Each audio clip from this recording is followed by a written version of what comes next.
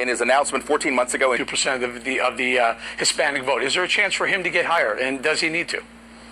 Eric, there absolutely is, because he's speaking to their problems, their needs, and solutions to those issues. This is what I think is important regarding Hispanics. It's offensive. You know, Ruben talks about what's offensive to him.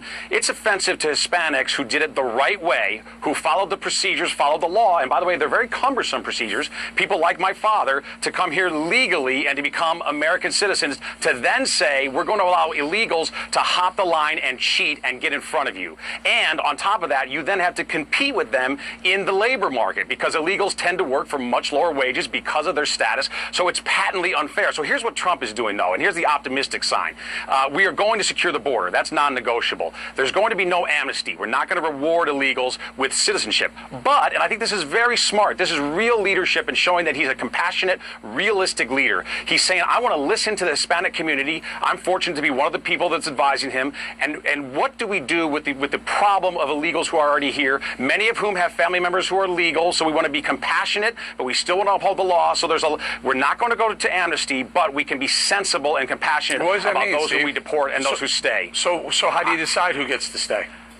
I think, well, number one, we have to be more aggressive about making sure that dangerous people are deported immediately. So that's step one. I think step two, the dangerous people. Now what? What about the other whatever? 11. What I'm going to advise, what I will advise to him is this: is people with families are allowed to stay. We're not going to split up families. I would also advise that we have a longevity check. So if you've been here longer than 5 years, for instance, longer than 10 years, you get preference. But there still has to be a process, by the way.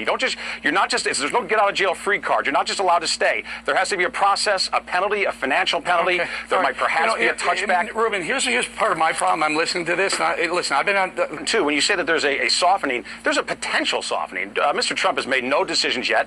But again, he's doing what a real leader does. He's listening to input from important people. And he wants to reach out to Hispanics because there's such a large constituency in America. They matter. And by the way, they're not doing well. So even though Hispanics are giving their votes lately to the Democratic Party, they shouldn't, because the Democratic Party takes them for granted. And Hispanics have done very poorly under this recovery. Right. Hispanic household wealth is 1/10 of white household wealth. Guys, big debate may be underway. The details right after this.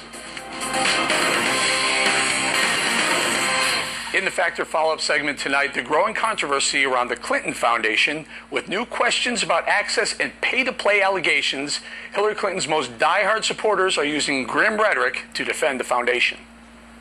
The Clinton Foundation was taking no money for the Clintons, raising money from rich people, and giving it to poor people.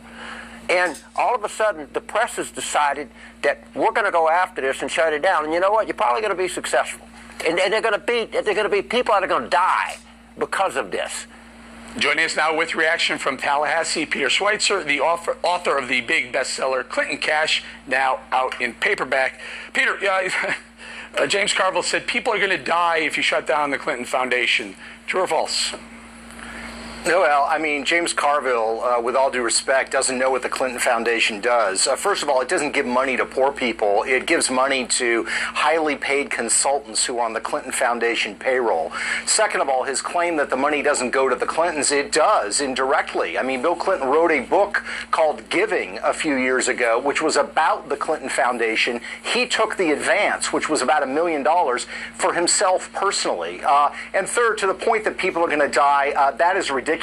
Clinton Foundation has done some good things. There are lots of other charities that are doing better things, and I think dollars will be better spent in other charities than at the Clinton Foundation. You know, Peter, we've heard a lot of the stories, some of the things that are going on, some of the things that the Clinton Foundation has done, pay to play, who knows, illegal, who knows. Do you think the FBI is investigating currently, and do you think there should be a special prosecutor? Well, I don't know the exact status of what the FBI is doing now. I will say that earlier this year, at their request, I sat down with two people from the Bureau to talk about some things related to the Clinton Foundation, specifically things that were in Clinton Cash. And there's no question in my mind, based on that conversation, that they had an advanced knowledge of the Clinton Foundation and some of these issues.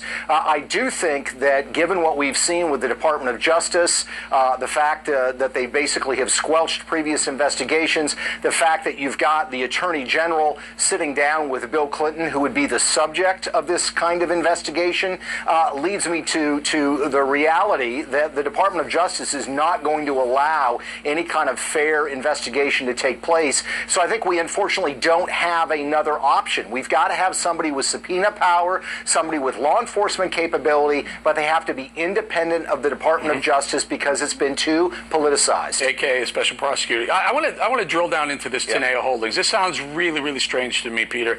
Shadowy consulting firm, almost like a broker. They were setting up deals for Bill Clinton's speeches, which happened to the value of the price of his speech skyrocketed under Hillary Clinton's State Department. Also, Doug Band. This guy, Doug Band, of the Crown Prince of Bahrain, dropping $32 million in the Clinton Foundation, getting access. That Doug Band arranged that a little bit. Huma Abedin had ties to both Hillary Clinton's State Department and Teneo Holdings. And Bill Clinton was a top-paid advisor to Teneo. What's this group, Teneo Holdings, all about? Well, it's a great question, Eric, and there's a lot of mystery there because unlike the Clinton Foundation that, of course, has to file tax filings, 990s with the federal government, Teneo is a privately held consulting firm. And what we know is, like the Clinton Foundation and the State Department, there was this massive blurring of lines between the two. The same is true with this consulting firm. I mean, Huma Abedin at one point was on the payroll of the State Department, the Clinton Foundation, and Teneo Holdings all at the same time. Doug Band, who is connected to the Clinton Foundation, helped set up Teneo, which of course puts Bill Clinton on the payroll. So it's all a mishmash. The reason we have ethical rules and laws to create clear lines is precisely to avoid conflicts of interest and corruption. And this is precisely what the Clintons did, is they blurred the lines where there are supposed to be clear lines. You know, corporations sometimes do that. They'll take a holding company, they'll throw it overseas, and do business through that, so it kind of shields the business from the American and the SEC. In fact, Teneo, is this a similar example of this? I mean, they're literally selling access through Teneo of Bill Clinton and Hillary Clinton. Yeah, and what I would ask people to do, Eric, is go look at their website. I mean, the website for this consulting firm is we open doors, we help get access, we help make things happen. And where are they set up? They are set up in political capitals around the world, and it is populated not so much with entrepreneurs and businessmen, but with ex-government officials that have relationships in their relative countries. Yeah, so it's a classic example of influence. We got to go, but I find it wildly interesting that they started doing business, not when they were founded, but when they started doing business, 2009. Guess what year Hillary Clinton started being the Secretary of State? 2009. Peter Schweizer, thank you very much. Directly ahead, the